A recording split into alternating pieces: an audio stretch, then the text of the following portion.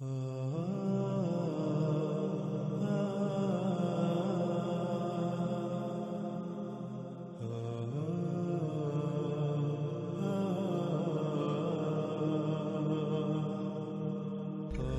ہم بات کر رہے ہیں دابۃ الارض کے موضوع پر، جو کہ سب سے بڑی اور آخری علامات و اشراط الساعۃ میں سے ایک ہے۔ گزشتہ ایک ساتھ میں قرآن سے یہ بات بالکل کھل کر واضح ہو چکی ہے کہ دابہ کہتے ہیں حرکت کرنے والی مخلوقات کو جو تیر کر، رینگ کر، چل کر یا اڑ کر حرکت کرتی ہیں۔ اور پھر ہم یہ بھی جان چکے ہیں کہ اللہ سبحانہ و تعالی نے اپنا سارے کا سارا دابہ یعنی ایسی مخلوقات پانی سے خلق کی جو تیر کر، رینگ کر، چل کر یا اڑ کر حرکت کرتی ہیں، اور اس کے برعکس قرب قیام الساعۃ انسان کا دابہ یعنی انسان کی خلق کردہ ایسی مخلوقات جو تیر کر، رینگ کر، چل کر یا اڑ کر حرکت کریں گی وہ پانی سے نہیں بلکہ ارض سے وجود میں آنا تھی، جو کہ آج پوری دنیا میں دندناتی پھر رہی ہیں۔ انسان کا ارض سے وجود میں آنے والا دابہ پوری دنیا میں آج دندناتا پھر رہا ہے۔ ناظرین، اس سے پہلے کہ ہم اس موضوع پر محمد رسول اللہ علیہ السلام کے الفاظ کی روشنی میں بات کریں، ہم آتے ہیں قرآن سے ہی دابۃ الارض کے دوسرے پہلو کی طرف۔ تو ناظرین، کچھ سوالات ہیں، مثلا دابۃ الارض کب ظاہر ہوگا؟ اس کے وجود میں آنے کی وجہ کیا ہوگی؟ آخر وہ قرب قیام الساعۃ ہی کیوں وجود میں آئے گا، اس سے پہلے کیوں نہیں؟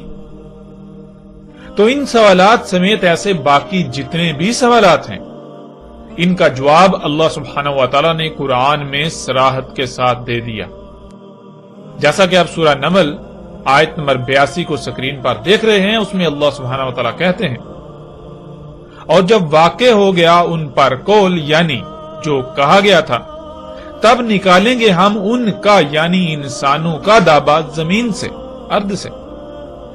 وہ اپنے عوامل کے ذریعے ان سے کلام کرے گا، اس میں کچھ شک نہیں کہ الناس تھے ہماری آیات کے ساتھ نہیں یقین کرنے والے۔ تو ناظرین، سب سے پہلا سوال کہ دابۃ الارض کب نکلے گا؟ ناظرین، یہ کیسا سوال ہے؟ اگر اس سوال کا جواب مل جائے یعنی یہ پتا چل جائے کہ دابۃ الارض کب نکلے گا، تو یہ اس سوال کا جواب جو ہے وہ دابۃ الارض کی نشاندہی اور اس کی پہچان کے لیے انتہائی اہم کردار ادا کرتا ہے۔ یعنی مثال کے طور پر اگر کوئی یہ کہتا ہے کہ دابۃ الارض نکل چکا، تو یہ دیکھا جائے کہ اللہ سبحانہ وتعالی نے جو قرآن میں کہا یعنی کہ دابہ کب نکلے گا، اگر اللہ سبحانہ وتعالی قرآن میں اس کا جواب دیتے ہیں اور بالکل ویسا ہو چکا تو پھر لا محالہ دابہ نکل چکا، اور اگر ویسا نہیں ہوا تو پھر دابہ نہیں نکلا۔ تو ناظرین، سوال یہ ہے کہ دابۃ الارض کب نکلے گا؟ اس کا جواب اللہ سبحانہ وتعالی قرآن میں یوں دیتے ہیں، وَإِذَا وَقَعَ الْقَوْلُ عَلَيْهِمْ أَخْرَجْنَا لَهُمْ دَابَّةً مِنَ الْأَرْضِ۔ یعنی اللہ سبحانہ تعالیٰ اس سوال کا جواب کیا دیتے ہیں؟ اور جب واقع ہوگا قول ان پر یعنی انسانوں پر، تب نکالیں گے ان کا دابہ۔ یعنی دابۃ الارض نے تب نکلنا ہے، تب نکلنا تھا جب اللہ کا قول واقع ہونا تھا، یعنی جو اللہ نے کہا اس نے واقع ہونا تھا انسانوں پر۔ ناظرین، اللہ سبحانہ و تعالی نے بالکل واضح کر دیا کہ جب ان پر یعنی انسانوں پر اللہ کا قول واقع ہوگا تب دابۃ الارض نکلے گا۔ اب سوال یہ پیدا ہوتا ہے کہ آخر وہ قول کیا ہے جس کا واقع ہونا دابۃ الارض کا نکلنا ہے؟ تو ناظرین، اس کا جواب بھی پورے قرآن میں جگہ جگہ موجود ہے، جیسا کہ آپ سکرین پر سورہ ال عمران کی آیت نمبر 62 دیکھ رہے ہیں، وَمَا مِنْ إِلَٰهٍ إِلَّا اللَّهُ۔ سورہ ہود آیت نمبر 26، لَا تَعْبُدُوا إِلَّا اللَّهُ۔ سورہ صفات آیت نمبر 4، إِنَّا إِلَٰهُكُمْ لَوَاحِدٌ۔ سورہ صفات آیت نمبر 35، لَا إِلَٰهَ إِلَّا اللَّهُ۔ سورہ الاحقاف آیت نمبر 21، أَلَّا تَعْبُدُوا إِلَّا اللَّهُ۔ سورہ محمد آیت نمبر 19، فَاعْلَمْ أَنَّهُ لَا إِلَٰهَ إِلَّا اللَّهُ۔ تو ناظرین آپ نے یہ آیات دیکھی، ان کے علاوہ بھی قرآن میں درجنوں ایسی آیات موجود ہیں جن میں اللہ سبحانہ و تعالی نے بار بار یہی کہا کہ لا الہ الا اللہ، لا الہ الا اللہ۔ ناظرین ان آیات کے تراجم جو کیے جاتے ہیں ان کا مفہوم کچھ یوں ہے کہ اللہ کے علاوہ کوئی معبود نہیں۔ پھر معبود کسے کہا جاتا ہے؟ وہ بھی ایک خاص نظریہ پایا جاتا ہے، ایک خاص عقیدہ پایا جاتا ہے جس کا حقیقت سے دور دور تک کوئی تعلق نہیں ہے۔ تو ناظرین حق کو سمجھنے کے لیے یہاں ان دونوں الفاظ کی وضاحت بہت ضروری ہے، لفظ الہ اور پھر دوسرا لفظ عبد۔ تو اب آتے ہیں ان دونوں الفاظ کے معنی کی طرف۔ ناظرین ذرا غور کریں، انسان کو دنیا میں لایا گیا تو اس بشر کو کیا کیا صلاحیتیں اور نعمتیں دی گئیں یا کیا کچھ عطا کیا گیا۔ مثلا آپ دیکھیں کہ آپ کو ہاتھ، پاؤں، آنکھیں، کان، ناک اور زبان سمیت جسم کے کتنے ہی اعضاء دیے گئے۔ پھر اس کے علاوہ آپ کو سانس لینے کے لیے آکسیجن، کھانے کے لیے طرح طرح کے پھل، فروٹ، سبزیاں، اس طرح اور کئی نعمتیں عطا کی گئیں۔ پھر ذہانت دی، مال و اولاد سمیت طرح طرح کی صلاحیتیں دی۔ تو ناظرین سوال یہ پیدا ہوتا ہے کہ کیا یہ سب بیکار اور فضول میں عطا کر دیا گیا آپ کو؟ کیا انسانوں کو یہ سب عطا کرنے کا کوئی مقصد نہ تھا؟ قرآن میں کئی مقامات پر اللہ سبحانہ و تعالیٰ نے بالکل واضح کر دیا کہ اللہ سب کچھ حق کے ساتھ خلق کرتا ہے، یعنی اللہ جو کچھ بھی کرتا ہے تو اس کا کوئی نہ کوئی مقصد ضرور ہوتا ہے، وہ بے مقصد کچھ بھی نہیں کرتا۔ اللہ سبحان ہے، یعنی پاک ہے اس سے کہ وہ کچھ بھی بے مقصد کرے، وہ کچھ بھی بے مقصد خلق کرے، وہ کچھ بھی بے مقصد عطا کرے۔ اللہ اس سے پاک ہے۔ ناظرین جب اللہ سبحانہ و تعالیٰ کچھ بھی بے مقصد خلق نہیں کرتا، کچھ بھی بے مقصد عطا نہیں کرتا، تو پھر ظاہر ہے اس نے انسان کو اتنا کچھ عطا کیا تو یہ کیسے ہو سکتا ہے کہ یہ سب کا سب بے مقصد ہو؟ اس نے ہر شے کا کوئی نہ کوئی مقصد ضرور طے کر دیا۔ اب ناظرین اگر تو انسان ان سب کا استعمال، یعنی جو کچھ بھی اسے عطا کیا گیا، اس سب کا استعمال اسی مقصد کے لیے کرتا ہے تو اس کا الہ اللہ ہے، ورنہ اگر وہ جس کے پیچھے اس کا استعمال کرے گا وہی اس کا الہ کہلائے گا، وہی اس کا الہ ہوگا۔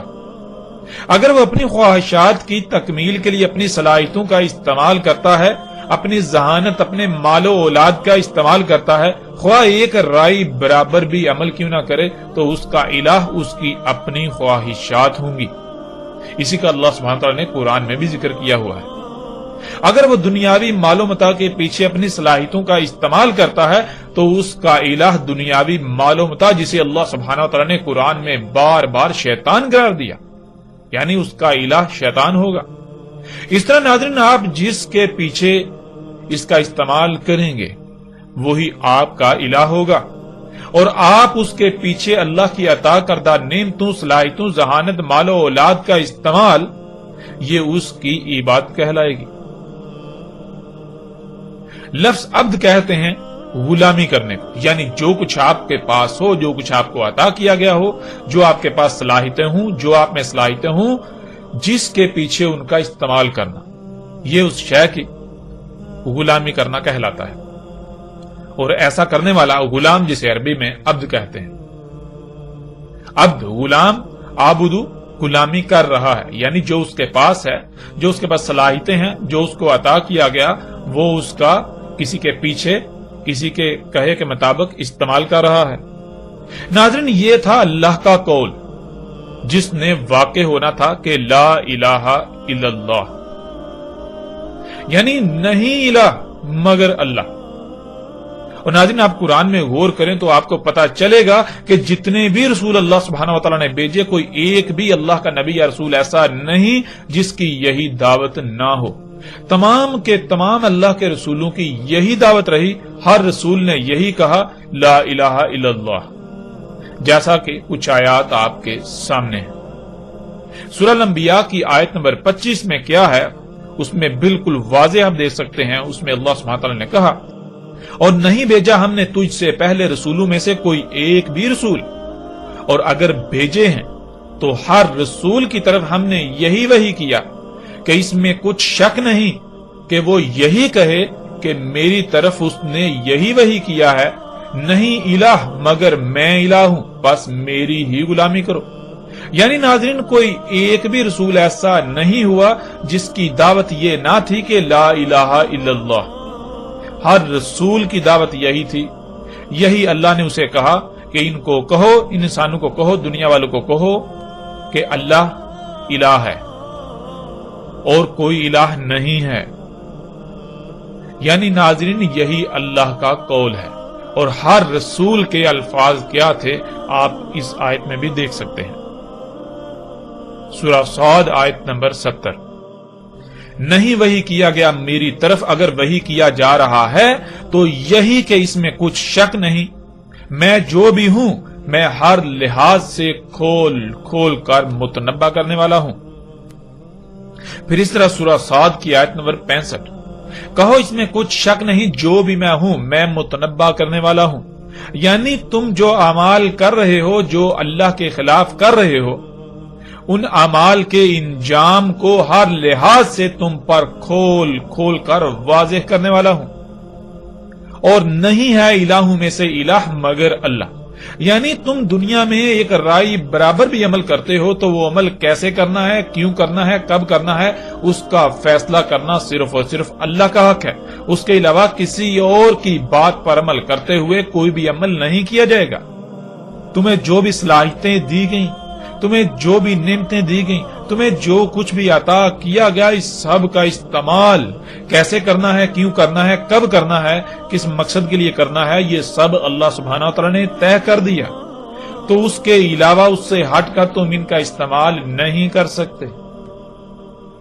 پھر اس طرح ناظرین سورہ فصلت کی آیت نمبر 6، کہو اس میں کچھ شک نہیں، میں جو بھی ہوں میں بالکل تمہاری ہی طرح بشر ہوں، میری طرف وحی کیا جاتا ہے، اس میں کچھ شک نہیں۔ جو وحی کیا جاتا ہے وہ یہ ہے کہ تمہارے لیے وہ ذات، یعنی تمہارے لیے جو الہ ہے، وہ ذات جس کی بات مانی جائے وہ ایک ہی ذات ہے، جس کی بات مانی جائے یعنی رائے برابر بھی عمل کیا جائے تو کب، کیوں، کیسے کیا جائے، اس فیصلے کا اختیار صرف اسی ایک ذات کو ہے، اس کے علاوہ کسی کو نہیں۔ جو بھی تمہیں صلاحیتیں دی گئی ان کا استعمال کس مقصد کے لیے کرنا ہے، اسی مقصد کے لیے کرنا ہے جو مقصد اس نے طے کر دیا، اس کے علاوہ کسی اور مقصد کے لیے کسی اور کے پیچھے ان کا استعمال نہیں کرنا۔ ناظرین، اب سوال یہ پیدا ہوتا ہے کہ کیوں اللہ سبحانہ و تعالی نے بار بار ایک ہی بات کہی کہ نہیں الہ مگر اللہ؟ اور آپ نے یہ بھی دیکھ لیا کہ ہر رسول کی بھی یہی دعوت رہی کہ لا الہ الا اللہ، یہ تھا اللہ کا قول۔ لیکن اب سوال یہ پیدا ہوتا ہے کہ اللہ نے ایسا کیوں کہا؟ کیوں نہیں ہے الہ مگر اللہ؟ یعنی اگر اللہ کو الہ بنانے کی بجائے اوروں کو الہ بنایا جائے گا تو آخر کیا ہوگا؟ اس سے کیا نقصان ہو سکتا ہے؟ اس سے کیا فرق پڑے گا؟ آخر کیوں منع کیا جا رہا ہے، کیوں روکا جا رہا ہے؟ تو اس سوال کا جواب بھی اللہ سبحانہ و تعالی نے قرآن میں بہت ہی صراحت کے ساتھ دے دیا، جیسا کہ آپ آیت سکرین پر دیکھ رہے ہیں۔ سورہ رحمان کی آیت نمبر 7 میں اللہ سبحانہ و تعالی کہتے ہیں وَوَضَعَ الْمِيزَانَ، اور وضع کر دیا میزان۔ ناظرین، گزشتہ ایک ساتھ میں تفصیل کے ساتھ اس پر بات ہو چکی کہ میزان وضع کرنا کیا ہے۔ اللہ سبحانہ و تعالی نے زمین و آسمانوں میں جو کچھ بھی خلق کیا ہے، تمام کے تمام مخلوقات کو کسی نہ کسی مقصد کے لیے خلق کیا، اور ہر مخلوق کا کوئی نہ کوئی مقام طے کر دیا، اور پھر تمام مخلوقات کو ان کے مقامات پر قائم کر دیا، جس سے ایک بہترین اور پیچیدہ ترین توازن قائم ہو گیا، میزان وضع ہو گیا۔ یعنی زمین و آسمانوں کی مثال بالکل آپ کے جسم کی سی ہے۔ جیسے آپ کا جسم لا تعداد مخلوقات کا مجموعہ ہے، آپ کے جسم کا کچھ حصہ ظاہر اور کچھ چھپا ہوا پوشیدہ ہے، یعنی جسے عربی میں غیب کہتے ہیں، بالکل یہی مثال زمین و آسمانوں اور ان میں موجود تمام مخلوقات کی۔ جیسے آپ کے جسم کے تمام اعضاء کا کوئی نہ کوئی مقصد ضرور ہے اور وہ اپنے اپنے مقام پر قائم ہے، جس سے نہ صرف آپ کا وجود ہے بلکہ ایک میزان یعنی توازن قائم ہو گیا۔ جب تک تمام کے تمام اعضاء اپنے اپنے مقام پر رہتے ہوئے اپنی اپنی ذمہ داری کو پورا کریں گے، جس مقصد کے لیے ان کو وجود دیا گیا اس مقصد کو پورا کریں گے، تب تک جسم میں توازن برقرار رہے گا، میزان برقرار رہے گا۔ ورنہ اگر کوئی ایک بھی عضو اپنے مقام سے ہٹتا ہے، اس میں کوئی تبدیلی ہوتی ہے یا وہ اپنے مقصد کو پورا کرنے میں کوئی کمی یا کوتاہی کرتا ہے، تو جسم میں قائم توازن بگڑ جائے گا، جس سے جسم میں خرابیاں ہوں گی، جنہیں آپ بیماریوں کا نام دیتے ہیں، جن کا انجام بالآخر ایک بڑی تباہی یعنی موت کی صورت میں ظاہر ہوتا ہے۔ ناظرین، بالکل یہی مثال زمین و آسمانوں اور جو کچھ بھی ان میں موجود ہے ان سب کی ہے۔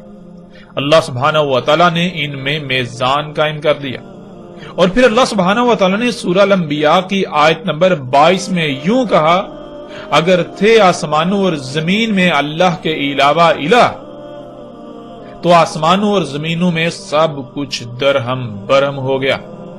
یعنی آسمانوں اور زمینوں میں اللہ نے تمام مخلوقات کو کسی نہ کسی مقصد کے لیے خلق کیا ہے، اور سب کو ان کے مقامات پر ان کی ذمہ داری پر لگا دیا۔ اب تمہیں جو صلاحیتیں دی گئیں یا جو کچھ بھی تمہیں عطا کیا گیا، سب کا اللہ نے مقام طے کر دیا، اللہ نے سب کا ہر شے کا مقصد طے کر دیا۔ اگر تم ان کا استعمال یا انہیں اللہ کے طے کردہ مقام سے ہٹاؤ گے تو آسمانوں اور زمینوں میں سب بگڑ جائے گا، آسمانوں اور زمینوں میں بگاڑ ہو کر سب کچھ تباہیوں کا شکار ہو جائے گا۔ ناظرین، یہی وہ وجہ تھی جس وجہ سے اللہ سبحانہ و تعالیٰ نے کہا کہ کوئی ایک بھی رسول نہیں بھیجا، اگر بھیجے یعنی جتنے بھی رسول بھیجے تو ہر ایک کو یہی وحی کیا کہ ان کو کہو لا الہ الا اللہ۔ کیوں ایسا کہا؟ اس لیے کہ اگر اللہ کو الہ نہیں بناؤ گے، اوروں کو الہ بناؤ گے، تو زمین و آسمانوں میں اللہ کا قائم کردہ توازن بگڑ جائے گا، یوں سب کچھ درہم برہم ہو جائے گا۔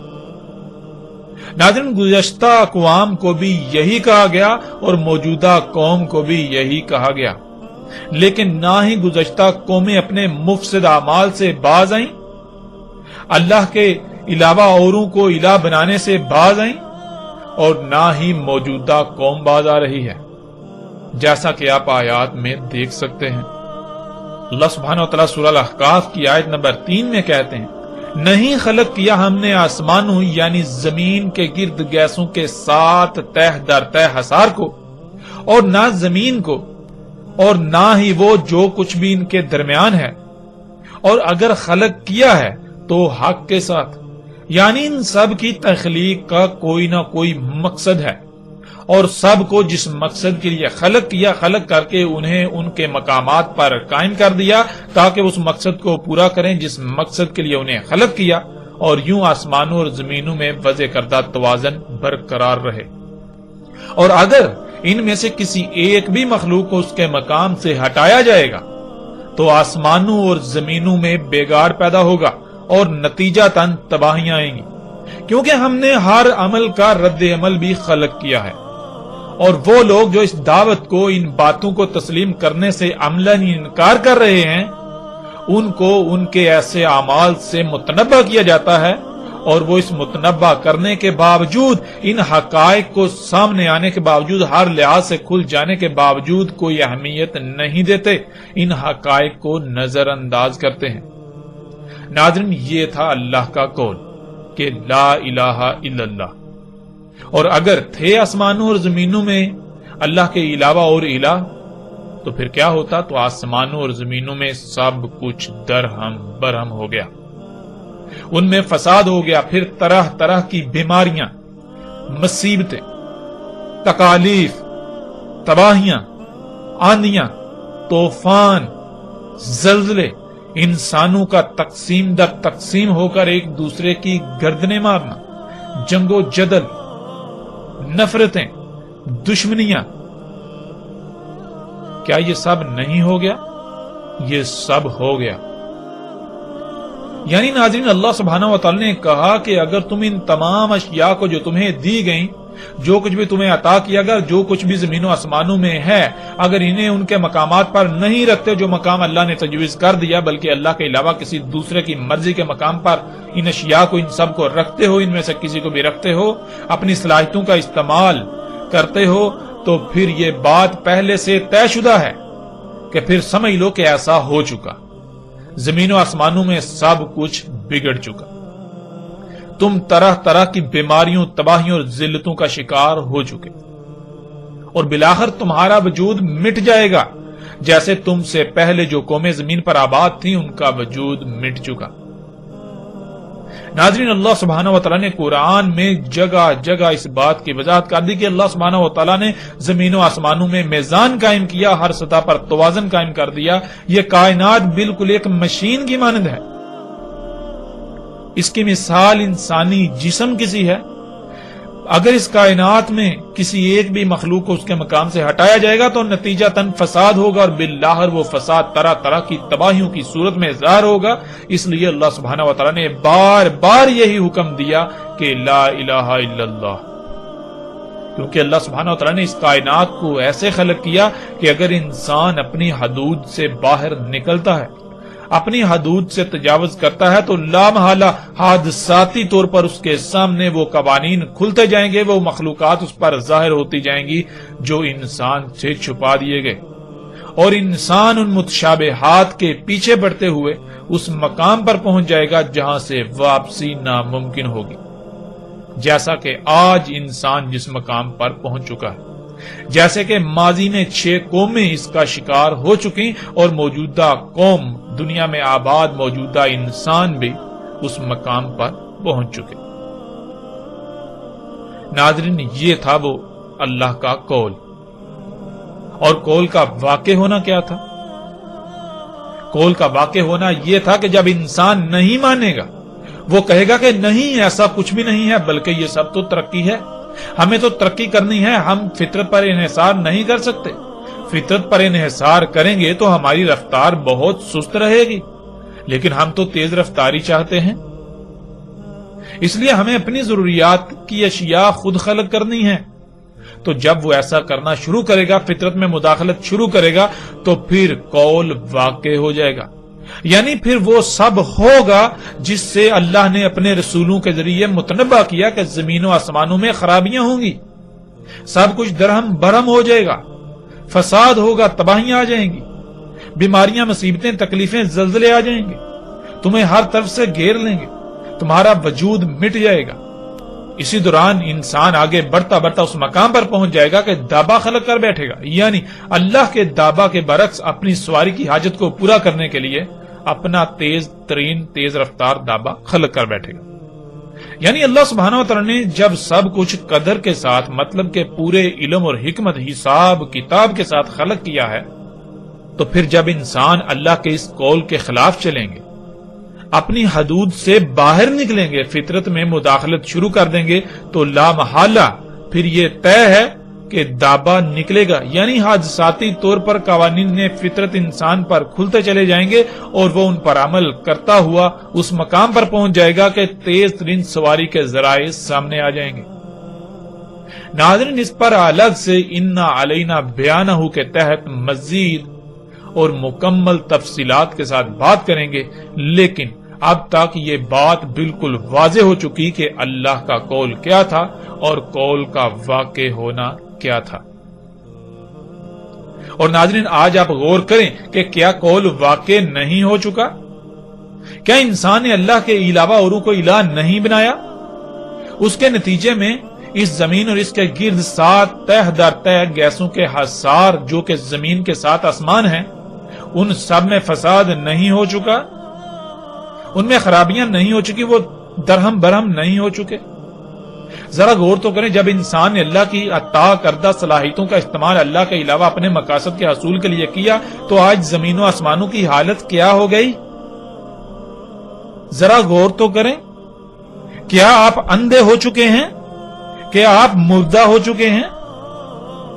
ذرا غور تو کریں، طرح طرح کی بیماریاں، مصیبتیں، تکالیف، سیلاب، آندیاں، طوفان، سونامی، زلزلے، بھوک افلاس، جنگیں، قتل و غارت گری، فراڈ، خوراک کی قلت، آسمان کا پھٹ جانا، زمین کے گرد آکسیجن پر مشتمل پہلا آسمان طرح طرح کی زہریلی گیسوں سے بھر چکا، جس کی وجہ سے طرح طرح کی مصیبتوں کا سامنا کرنا پڑ رہا ہے زمین کی تمام مخلوقات کو۔ انسانوں کا گروہ در گروہ تقسیم ہو کر ایک دوسرے کی گردنیں کاٹنا، زمین پر انسانوں میں ایک طبقہ امیر سے امیر تر، دوسرا غریب سے غریب تر۔ ناظرین غور تو کریں، کیا یہ سب نہیں ہو چکا؟ کیا پوری دنیا آج ان سب کی لپیٹ میں نہیں آ چکی؟ یہ سب تو اللہ کے قول کا واقع ہونا تھا۔ اور ناظرین اللہ کا قول تو کب کا واقع ہو چکا، لیکن دابا نہیں نکلا، یہ کیسے ہو سکتا ہے؟ ایسا کیسے ہو سکتا ہے کہ اللہ کا قول واقع ہوئے بھی ایک عرصہ ہو گیا، پوری دنیا اس کی لپیٹ میں ہے اور دابا نکلا ہی نہیں؟ یہ کیسے ہو سکتا ہے؟ ناظرین اس پہلو سے بھی بالکل واضح ہو گیا کہ آج نہ صرف اللہ کا قول واقع ہو چکا ہے، بلکہ قول کے واقع ہونے پر جس دابا کا نکلنا تھا وہ آج پوری دنیا میں دندناتا پھر رہا ہے۔ انسان کا دابا جو زمین سے وجود میں آیا، یعنی انسان کی خلق کردہ حرکت کرنے والی مخلوقات جو تیر کر، رینگ کر، چل کر یا اڑ کر سفر کرتی ہیں، حرکت کرتی ہیں، جو پانی سے نہیں بلکہ زمین کے عناصر لوہے، تانبے، پلاسٹک، خام تیل وغیرہ سے وجود میں آیا۔ ناظرین یہ بات جان لیں کہ دنیا کی کوئی طاقت اس کا رد نہیں کر سکتی اور نہ ہی اس بات کو غلط ثابت کر سکتی ہے۔ دابۃ الارض نکل چکا اور ساتھ بالکل سر پر آ چکی، اور ساتھ سے پہلے ایک عظیم عذاب جو کہ القاریہ ہے وہ دروازے پر دستک دے رہی ہے۔ القاریہ جس کے نتیجے میں دنیا کی 70% سے زائد آبادی تباہ کن ایٹمی بموں کی نظر ہو جائے گی، اور تقریباً تمام کے تمام جدید شہر صفحہ ہستی سے مٹ جائیں گے، جس پر تفصیل سے آئندہ ایک ساتھ میں القاریہ کے موضوع کے تحت بات ہوگی۔ ناظرین اسی موضوع پر آگے بڑھنے سے پہلے یہاں ایک اور پہلو پر بات کرنا بہت ضروری ہے، اور وہ یہ ہے کہ حسب معمول باقی تمام موضوعات کی طرح اس بارے میں بھی یہ جھوٹ اتنا پھیلا دیا گیا جو کہ زبان زدے عام ہے کہ زمین سے جانور نکلے گا اور وہ لوگوں سے باتیں کرے گا۔ حالانکہ حقیقت کیا ہے وہ آپ کے سامنے ہے۔ اب بات کرتے ہیں کہ وہ لوگوں سے کلام کرے گا، انسانوں سے کلام کرے گا، جس کے بارے میں یہ پھیلا دیا گیا کہ وہ لوگوں سے باتیں کرے گا، اور اس کی بنیاد قرآن کی یہی آیت ہے، وَإِذَا وَقَعَ الْقَوْلُ عَلَيْهِمْ أَخْرَجْنَا لَهُمُ دَابَّةً مِنَ الْأَرْضِ تُكَلِّمُهُمْ أَنَّ النَّاسَ كَانُوا بِآيَاتِنَا لَا يُوقِنُونَ۔ اور جب واقع ہو گیا ان پر جو کہا گیا تھا، نکالیں گے ہم ان کا دابا زمین سے، وہ اپنے عوامل کے ذریعے ان سے کلام کرے گا، اس میں کچھ شک نہیں، الناس تھے ہماری آیات کے ساتھ نہیں یقین کرنے والے۔ ناظرین اس آیت کی بنیاد پر یہ کہا جاتا ہے کہ دابا لوگوں سے باتیں کرے گا، لیکن سوال یہ پیدا ہوتا ہے کہ کیا باتیں کرے گا؟ یہ آج تک نہیں بتایا گیا۔ حالانکہ آیت میں تو بالکل واضح ہے کہ وہ جو کلام ہوگا، دابا کا کلام کیا ہوگا؟ کلام یہ ہوگا وہی جو اللہ نے کہا تھا، جس کا وہ انسان یقین نہیں کر رہے تھے، وہ ان کے سامنے ہو، وہ اس کا کلام ہو۔ ناظرین اس آیت میں لفظ تکلمہم آیا ہے، جس کا ترجمہ یہ کر دیا جاتا ہے کہ وہ لوگوں سے باتیں کرے گا۔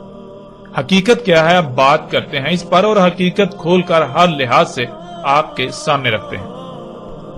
ناظرین اس سے پہلے کہ اس کے کلام کرنے کی طرف آئیں، پہلے یہ جاننا بہت ضروری ہے کہ وہ کلام ہے کیا، یعنی وہ کلام ہے کیا جو دابۃ الارض سے مشروط ہے۔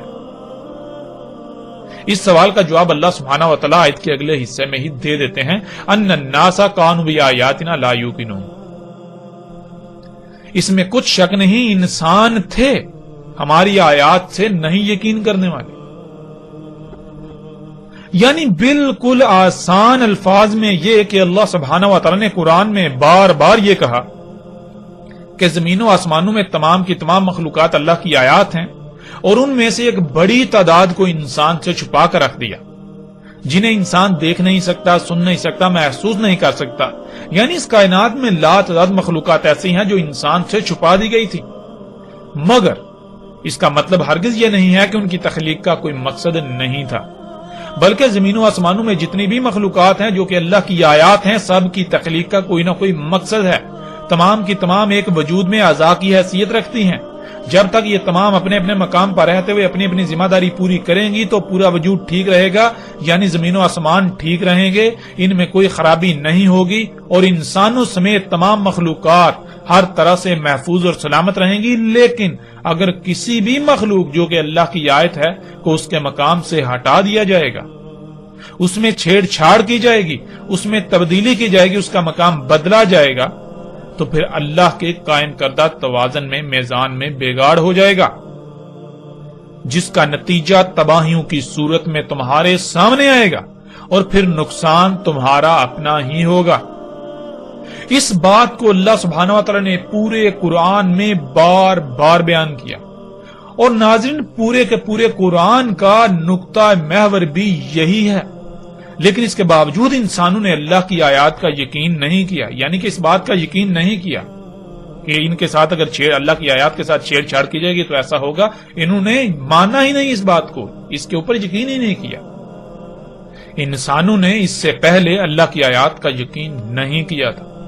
انہوں نے اپنے اعمال سے یہی دعویٰ کیا کہ نہیں، فطرت میں چھیڑ چھاڑ کرنے، فطرت میں تبدیلیاں کرنے، یعنی اللہ کی آیات جو کہ تمام کی تمام مخلوقات ہیں، ان میں پنگے لینے سے کچھ بھی نہیں ہوگا۔ تو ناظرین یہی بات اللہ نے کہی کہ تم اللہ کی آیات کا یقین نہیں کرتے تھے، لیکن جب دابا نکلے گا تو اس کا کلام یہی ہوگا کہ دیکھو تم یقین نہیں کرتے تھے، یعنی اس بات کو، یہ جو ابھی تم اپنی آنکھوں سے دیکھ رہے ہو، اس کا یقین نہیں کرتے تھے اس سے پہلے۔ جب دابا نکلے گا تو اس کا کلام یہی ہوگا کہ دیکھو تم یقین نہیں کرتے تھے نا، جب تم نے یقین نہ کیا اور اللہ کی آیات میں پنگے لیے تو وہی ہو گیا جس کا تم یقین نہیں کرتے تھے۔ ناظرین یہ تھا دابا کا کلام۔ اب سوال یہ پیدا ہوتا ہے کہ دابا کس طرح ایسا کہے گا؟ کیا جس طرح دو انسان، دو شخص آپس میں ایک دوسرے سے گفتگو کرتے ہیں، اس طرح سے وہ بات کرے گا، اس طرح کلام کرے گا، یا پھر کسی اور طریقے سے؟ ناظرین ہم گزشتہ ایک ساتھ میں یہ بات بار بار کر چکے ہیں، بار بار کہہ چکے ہیں کہ عربی دنیا کی واحد ایسی زبان ہے جس کا ترجمہ کرنا ناممکن ہے، اور پھر یہ کہ عربی دنیا کی باقی زبانوں کی طرح انسانوں کی تراشیدہ چند الفاظ، محاوروں یا فکروں پر مشتمل کوئی زبان نہیں ہے، بلکہ عربی فطرت کی زبان ہے، عربی اعمال کی زبان ہے، نہ کہ زبان کے الفاظ کا نام ہے۔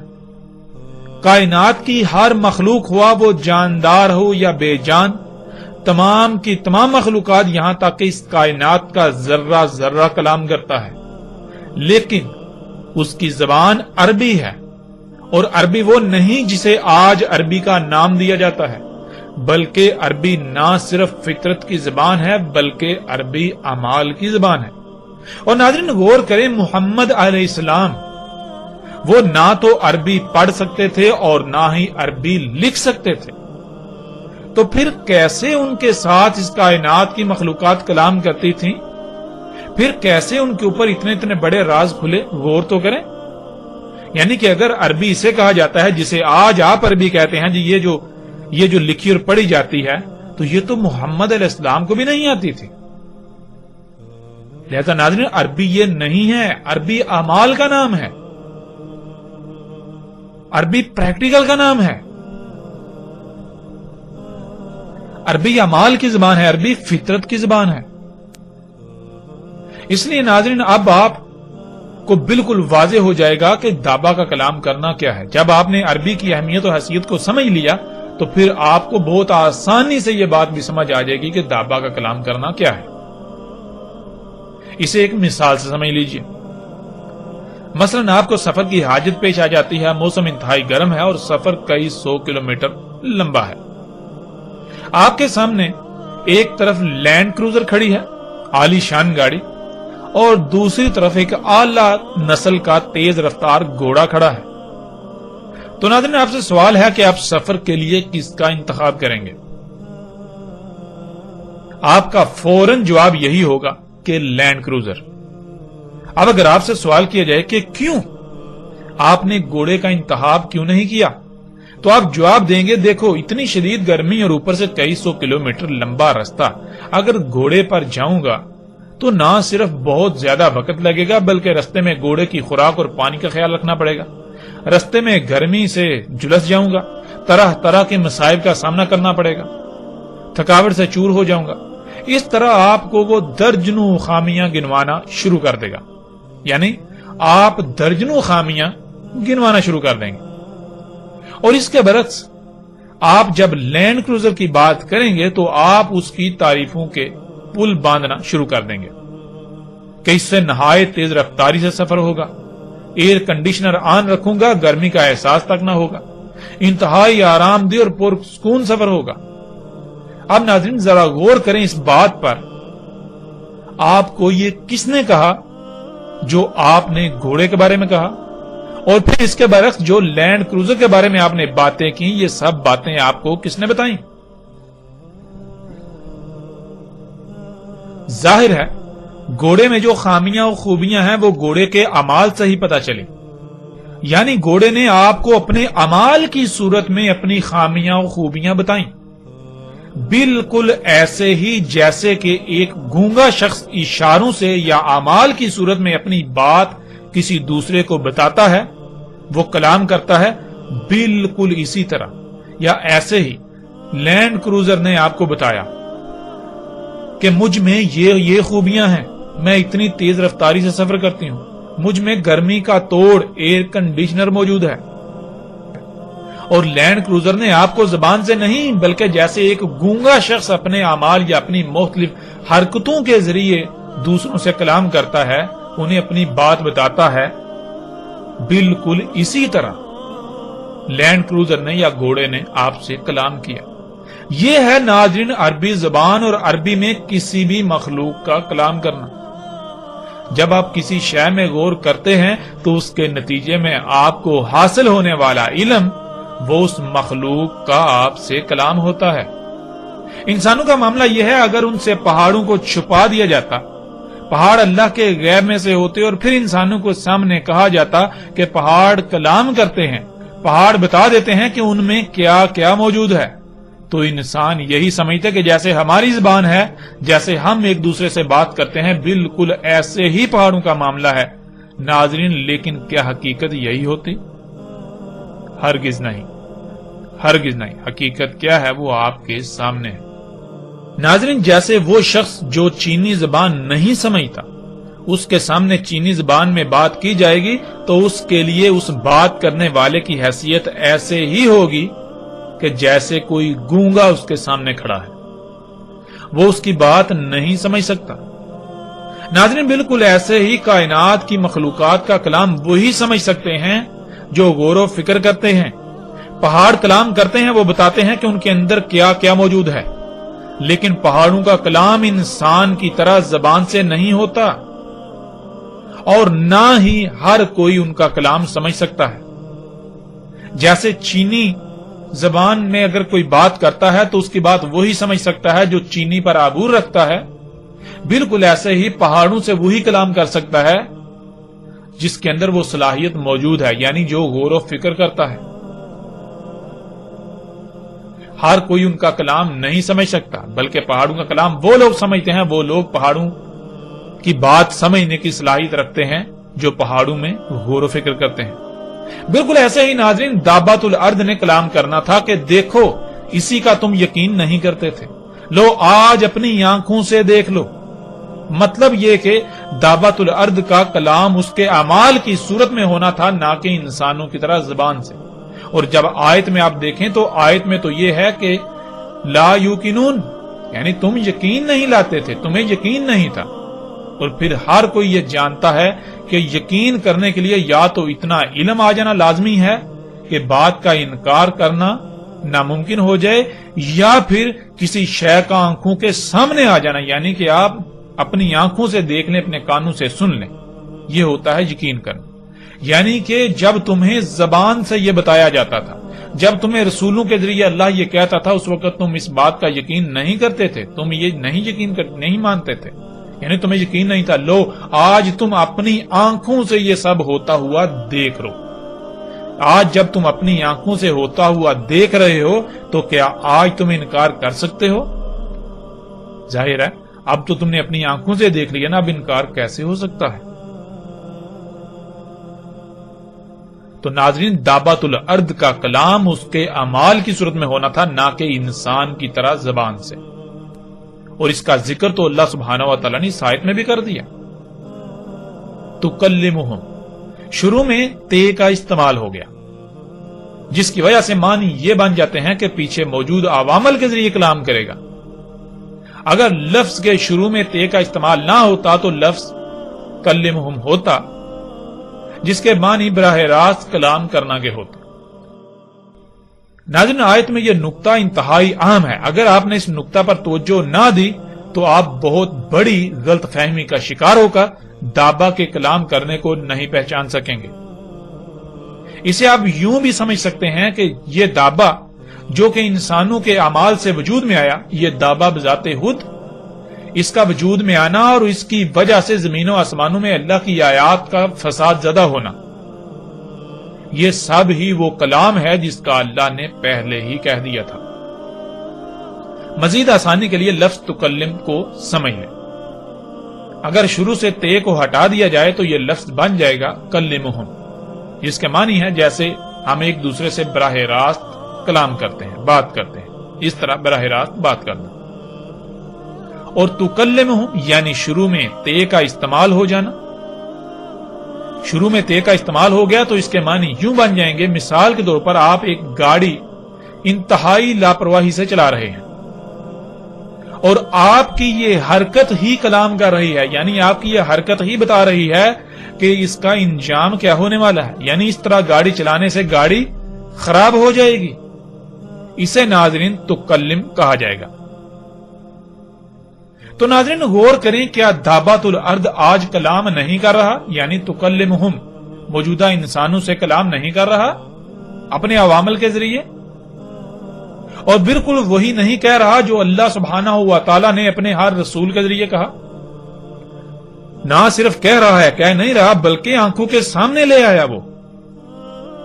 اگر دابا بھی زبان سے کہتا، جنہوں نے رسولوں کی بات پر یقین نہ کیا تو وہ دابا کی بات پر یقین کہاں کرتے؟ تو یہاں تو آیت میں تو بات کی گئی ہے یقین کرنے کی، کہ تم تب یقین نہیں کرتے تھے، لو آج تمہیں یقین ہو گیا نا۔ یعنی کہ اس وقت تو تمہیں صرف زبان سے کہا جاتا تھا، تم نے نہیں مانا، تمہیں یقین نہیں، آج تو تم اپنی آنکھوں سے دیکھ رہے ہو نا، اب کیسے جھٹلا سکتے ہو، اب کیسے انکار کر سکتے ہو؟ ناظرین علینا بیانہ میں آپ پر یہ بات مزید تفصیل کے ساتھ واضح ہو جائے گی، اور آگے چل کر آئندہ موضوعات پر بھی جب بات ہوگی آئندہ ایک ساتھ میں، تو تب بھی صراحت کے ساتھ یہ بات واضح ہو جائے گی کہ اللہ سبحانہ و تعالیٰ نے زمین و آسمانوں کو گیسوں سے خلق کیا، جسے آپ مادہ کہتے ہیں، یہ سب گیسوں کو کیمیائی عوامل سے گزار کر منجمد کیا گیا۔ ناظرین ان میں بہت سی گیسیں ایسی ہیں جو انسانوں سمیت زمین کی باقی مخلوقات کے لیے انتہائی نقصان دہ ہیں، انتہائی تباہ کن ہیں، سوائے چند ایک۔ اگر انسان فطرت میں چھیڑ چھاڑ کرتا ہے، اپنی ضروریات کو پورا کرنے کے لیے فطرت پر انحصار کرنے کے بجائے فطرت میں تبدیلیاں کر کے خود خلق کرتا ہے، جیسا کہ وہ آج کر رہا ہے، تو پھر جب مادے کو کیمیائی عوامل سے گزار کر وہ اپنی ضروریات کی اشیاء خلق کرے گا تو پھر ان سے گیسیں خارج ہوں گی۔ وہ گیسیں کہاں جائیں گی؟ ان سے کیا کیا نقصانات ہوں گے؟ ان سے زمین و آسمانوں میں کس قدر فساد ہوگا؟ یہ سب اللہ سبحانہ و تعالیٰ نے واضح کر دیا تھا، ہر رسول نے اس کی وضاحت کر دی، لیکن انسانوں نے یقین ہی نہ کیا، اور آج یہ دعویٰ اپنے اعمال کے ذریعے آپ پر یہ سب واضح کر رہا ہے۔ اس نے یہ سب آپ کی آنکھوں کے سامنے لا رکھا، یعنی دعوے کے سامنے آنے سے یہ تمام کے تمام معاملات، یہ سب کا سب سامنے آ گیا۔